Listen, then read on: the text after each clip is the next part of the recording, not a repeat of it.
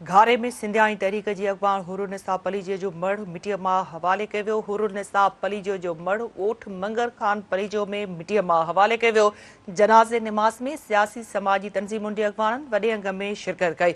घारे में सिंधियाणी तहरीक जी अॻवान हुर्रनिसा पलीजो जो मढ़ मिटीअ मां हवाले कयो वियो आहे। हुर्रनिसा पलीजो जो मढ़ ॻोठ मंगर खान पलीजो में मिटीअ मां हवाले कयो वियो। जनाज़े निमाज़ में सियासी समाजी तंज़ीमुनि जे अॻवाननि वॾे अंग में शिरकत कई आहे। अहम ख़बर खां अवां खे आगाही ॾियूं पिया त घारे में सिंधियाणी तहरीक जी अॻवान हुर्रनिसा पलीजो जो मढ़ मिटीअ मां हवाले कयो वियो आहे। हुर्रनिसा पलीजो जो मढ़ ॻोठ मंगर खान पलीजो में मिटीअ मां हवाले कयो वियो। जनाज़े निमाज़ में सियासी समाजी तंज़ीमुनि जे अॻवाननि वॾे अंग में शिरकत कई आहे। अहम ख़बर खां अवां खे हिकु भेरो ॿीहर अपडेट कंदा हलूं त घारे में सिंधियाणी तहरीक जी अॻवान हुर्रनिसा पलीजो जो मढ़ मिटीअ मां हवाले कयो वियो आहे।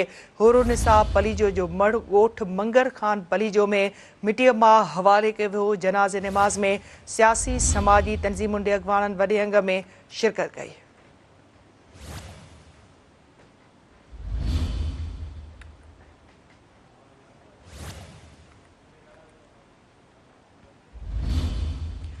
घारे में सिंधियाणी तहरीक जी अॻवान हुर्रनिसा पलीजो जो मढ़ मिटीअ मां हवाले कयो वियो आहे। हुर्रनिसा पलीजो जो मढ़ ॻोठ मंगर खान पलीजो में मिटीअ मां हवाले कयो वियो। जनाज़े निमाज़ में सियासी समाजी तंज़ीमुनि जे अॻवाननि वॾे अंग में शिरकत कई। वधीक अपडेट्स लाइ असां राब्तो कयो आहे सिंध टीवी न्यूज़ जे रिपोर्टर आसिफ जोखियो सां। जी आसिफ, कहिड़ा अपडेट्स आहिनि इन ख़बर जा? जी निदा, बिल्कुल सिंध अंदर अवामी जिदोजहद की अलामत औरतुनि जी जिदोजहद की रूह रवां सिंधियाणी तहरीक जी अॻूणी सदर अवामी तहरीक जी नायब सदर हुर्रनिसा पलीजो जे मढ़ के हज़ारे आले नक्शनि सां जुमशाही भरिसां ॻोठ मुंगर खान पलीजो में मिटी मां हवाले कयो वियो आहे। हुर्रनिसा पलीजो जी जनाज़े निमाज़ में अवामी तहरीक ऐं सिंधियाणी तहरीक जे हज़ारे अॻवाननि कारकुननि ऐं मुख़्तलिफ़ सियासी समाजी माण्हुनि शिरकत कई आहे ऐं संदसि जनाज़े निमाज़ ऐं तदफ़ीन वक़्तु माहौल इंतिहाई सोगवार बणियल आहे। हुर्रनिसा पलीजो के क़ौमी गीतनि ऐं नारनि जी गूंज में मिटी मां हवाले कयो वियो आहे।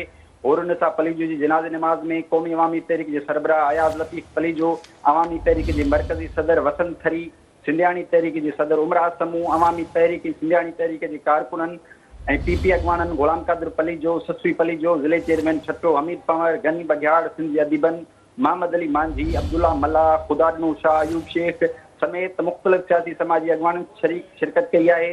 हुर्रनिसा पलीजो के अवामी तहरीक जे सरबराह ऐं वॾे भाउ रसूल बख्श पलीजो जी आख़िरी आरामगाह जे भरिसां दफ़न कयो वियो आहे।